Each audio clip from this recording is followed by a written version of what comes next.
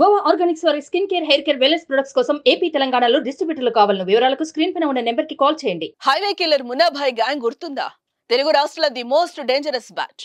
వీళ్ళు అసలు మనుషులే కాదు, నరరూప రాక్షసులు, మానవ మృగాలు. హైవేలో కాపు కాసి పోలీసుల పేరుతో లారీలను ఆపడం, డ్రైవర్లను, క్లీనర్స్ ను చంపేసి లారీతో చెక్కేయడం వీరి పని. ఇలా ఒకరు కాదు, ఇద్దరు కాదు, సుమారు 17 లారీ డ్రైవర్లు, క్లీనర్స్ ను అంతం చేసింది ఈ గ్యాంగ్. ఇప్పుడు వీళ్ళ గురించి ఎందుకు అంటే, ఈ గ్యాంగ్ గతంలో ఉరిశిక్ష విధిస్తూ ఒంగోలు 8వ జిల్లా అదనపు సెషన్స్ కోర్టు విధించగా, ఇప్పుడు ఉరిశిక్షను యావజ్జీవ కారాగార శిక్షగా మారుస్తూ హైకోర్టు గురువారం తీర్పు వెలువరించింది.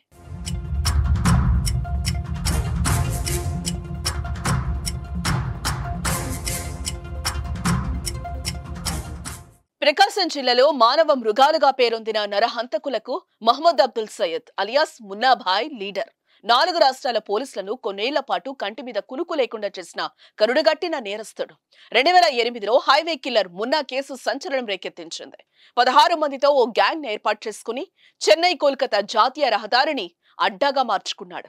జాతీయ రహదారులపై కాపు కాచి అటుగా వెళ్లే లారీలు, దూర ప్రాంతాలకు చెందిన ట్రక్కులను ఆపి దారి దోపిడీలకు పాల్పడేవారు. డ్రైవర్లను, క్లీనర్స్ ను హత్య చేసేవాళ్లు. ప్రధానంగా ఐరన్ తో వెళ్లే లారీలను లక్ష్యంగా చేసుకుని డ్రైవర్, క్లీనర్ల మెడకు తాడు బిగించి చంపేవారు. అనంతరం ఇనుమును స్క్రాప్ దుకాణాల్లో విక్రయించేవారు. ఎటువంటి ఆనవాళ్లు దొరకకుండా మృతదేహాలను నదీ తీరాల్లో పాతిపెట్టేసింది ఈ గ్యాంగ్. ఇలా మొత్తం 15 నుంచి 17 హత్యలు చేశారు.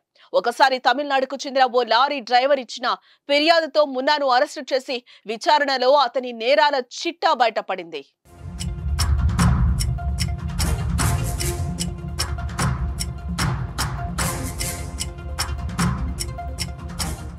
కొన్ని కేసుల్లో నేరాలు రుజువు కావడంతో 3 ఏళ్ల కిందట ఒంగోలు ఫ్యామిలీ కోర్టు సంచలన తీర్పును వెలువరించింది. హైవే కిల్లర్ మున్నా కేసులో మొత్తం 18 మంది నిందితుల్లో 12 మందికి ఉరిశిక్ష, మరో 6గురికి జీవిత ఖైదును విధిస్తూ తీర్పిచ్చింది. అయితే తాజాగా హైకోర్టు ఉరిశిక్షను యావజ్జీవ కారాగార శిక్షగా మారుస్తూ తీర్పునిచ్చింది. దోషులందరూ 45 ఏళ్ల పాటు జైలు శిక్ష అనుభవించాల్సిందేనని తేల్చి చెప్పింది. ఈ శిక్ష పూర్తి కాకుండా క్షమాభిక్ష పెట్టడానికి వీల్లేదని స్పష్టం చేసింది. పట్టపగలు జాతీయ రహదారిపై వరుస హత్యలు జరుగుతున్నా అరికట్టడంలో ప్రభుత్వం విఫలమైందని పేర్కొంది.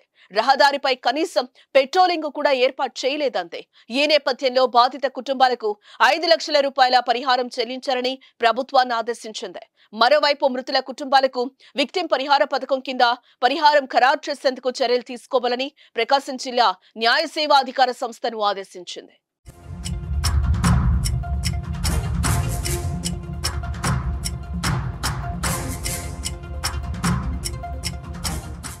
సుమన్ టీవీలో మీ పర్సనల్ అండ్ బిజినెస్ ప్రమోషన్స్ కోసం కింది నెంబర్కి కాంటాక్ట్ చేయండి.